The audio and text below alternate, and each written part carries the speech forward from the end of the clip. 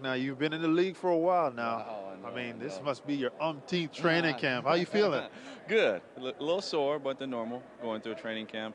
My body tends to break down at the beginning, then gets back together. So I'm excited. I'm feeling good. You know, Mo and other players have talked about the competitiveness at this camp, but also the feeling of bonding on the court. Have you noticed that in this particular camp? Oh, definitely. From day one. Even before we started training camp, we were playing pickup games. You can just feel the family atmosphere amongst the guys, and it's really fun this year.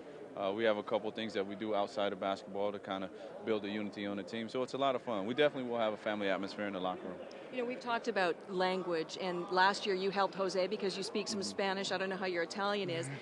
But generally speaking, particularly on offense, when you're running down the court, woo, is pretty universal. Yes. How much of a factor is language really when you get down to it? It's a little bit, but not much. You know, there's different signs. Like I was teaching Andrea, just looks, or if I pull my shirt a certain way, I want you to spin for a lob, and different things like that. So it's ways to communicate without having to actually talk out there. So you've developed your own little sign language. Oh yeah, definitely. It'll make it easier and be able to read on the run and be able to execute a lot quicker. One of the things Sam Mitchell talked about last season was the fact that he could relay a lot of messages through you, maybe more vocally than through other players, but now you have this international flavor. You're really going to have to make a concerted effort at giving information to different guys the way they need to get it. Yeah, I got my Italian book at home. I just got one of those, so I'll be able to relay something to Andrea. But different things. He'll say different things, and maybe he can express it to me in a little harsher way, and then I can relay it to the guy that he actually wants to talk to. But it's fun. I enjoy that part of being on this team, the mentor, sort of the older guy, the veteran. So I'm really enjoying that role. Now, this must be a great time for you. I mean, you're playing basketball, you're getting to play towards the end of your career, and you're getting a chance to, like you've said, go into coaching, and you're getting a chance to be a coach on the floor, both sides of the coin right now. Oh, yeah. I have the best of both worlds. To get to play and to learn from Sam a little bit and learn different situations and learn how to prepare when it is time for me to coach, which probably is a couple years away still. I still think I can play a little bit. So I'm definitely very blessed to have this opportunity.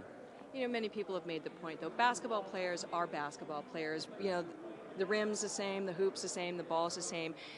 But do you notice, and how does it help you as an on-the-floor coach, when you have players that are really well-versed in the fundamentals, do you find that you have to do less teaching in some respects with some of the European players? Definitely, especially right now with Jorge. I think he's been playing basketball for such a long time, and he really has a good understanding of how to play, pass, cut, rotate on defense, and I don't have to say as much to him. I can just look at him and he knows, and he'll say something to Andrea, and so it's just kind of the chain of command, and it works, and it makes it a lot easier to play out there both offensively and defensively. Especially on rotations on defense, because we know that's one area where this team really wants to improve. How much of a difference does it make to guys when you know that someone's got your back?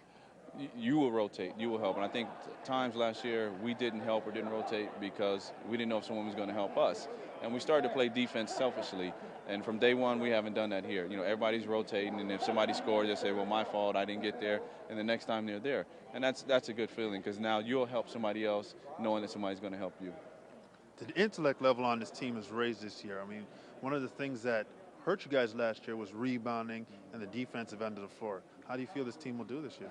I think we'll do good. I think from day one, Sam has came in and emphasized that defense is going to be one of our main factors this year, and if we want to go where we want to go, we're going to have to play defense. Over 82-game season, your offense can't carry you for 82 games, and if you can get stops and let your defense create offense for you, you'll be able to win a lot of ball games, and you'll be in ball games to the end of the game.